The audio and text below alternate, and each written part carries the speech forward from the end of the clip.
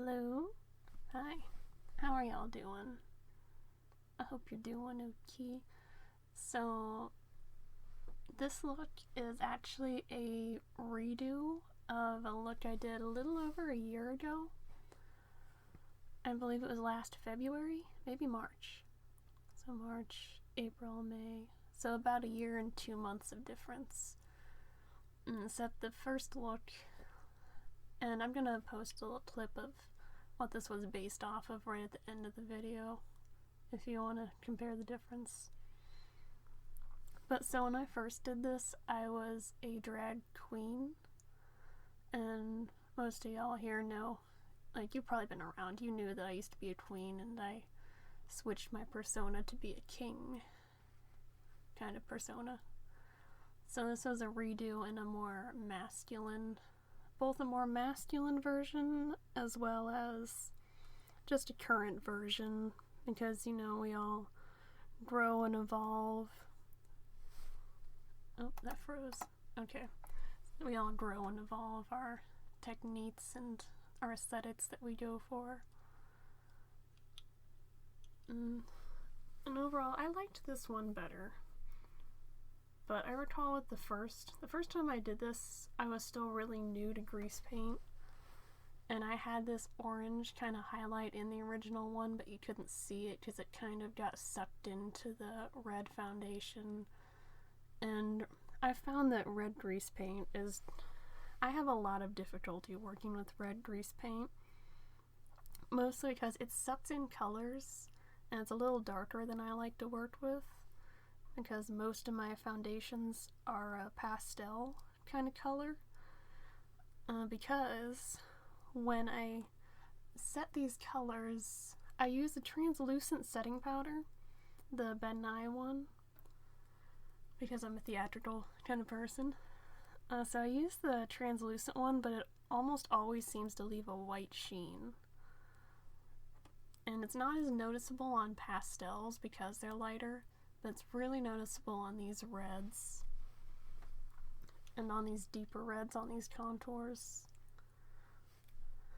So you will see me go through the process of setting it, and then I try to brush it off. I can point it out when it happens. But so, yeah, I've got, what am I doing right now? I'm in the middle of doing the 3 deep colors I use in my contour. It was probably 3. It's usually between 2 and 4. But this one looked pretty good. It was probably 3. Not just trying to get all those colors in there. And I don't know, I have a strange process, but I'm into it. My entire process is to do my face in, I guess, 2 layers. Because the first layer, it's basically all like creams that don't dry. I set basically the base for everything that is going to be on my face. I'll put a base for the entire foundation, highlight, contour, blush. I'll put down a base for lipstick and eye makeup. And basically anything that gets smudged out that's not going to be water-based. I put that all in. Like, my base layer more or less looks like what my face is going to end up looking like. See, because there's the base for my eyeliner. It's a big, well, eyeliner and eyeshadow, I suppose. It's a big smoky eye. I don't really use the kind of makeup products that everyone uses, so I don't really think about if I'm doing eyeliner or eyeshadow or what I'm doing. But, yeah, did I put... I don't think I put eyebrows in this base, did I? I'm not sure. When I do really precise lines, sometimes I do it in the base and sometimes I don't.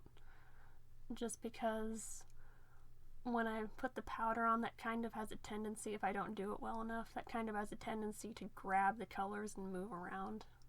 So, oh yeah, I did do the eyebrows in the base. And sometimes I can pull it off and sometimes I can't. I just have to be very, very careful.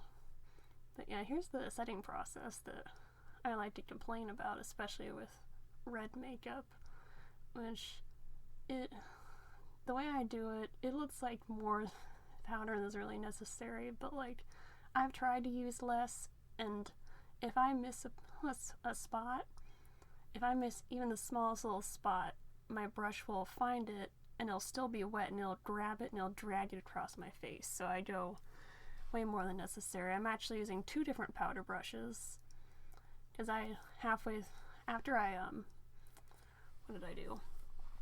After I wiped it all off the first time, I got a clean powder brush to get even more of it off, because it's a pain. And this is actually tap water. I don't know if I ever talked about this, but I spray my face with tap water because I find it kind of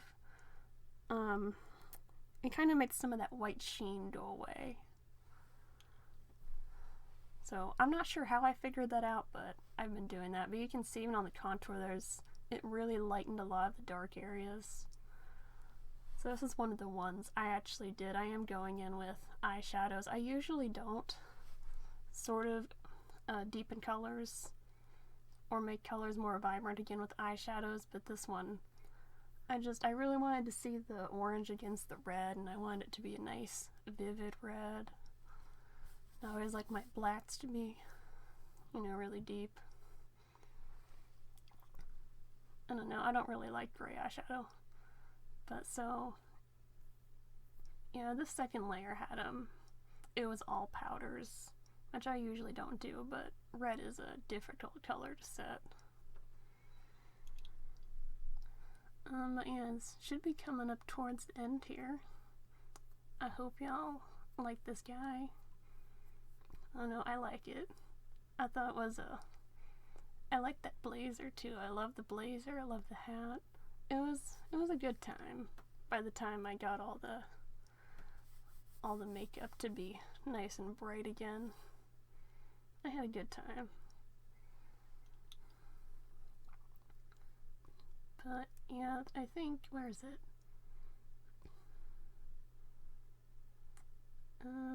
Oh, here it is. Here's a picture of the face. It's very similar to what it originally was. Just sort of more masculine, more of a masculine jawline. But yeah, here's the original look. Hope y'all have a good day. Okay, bye.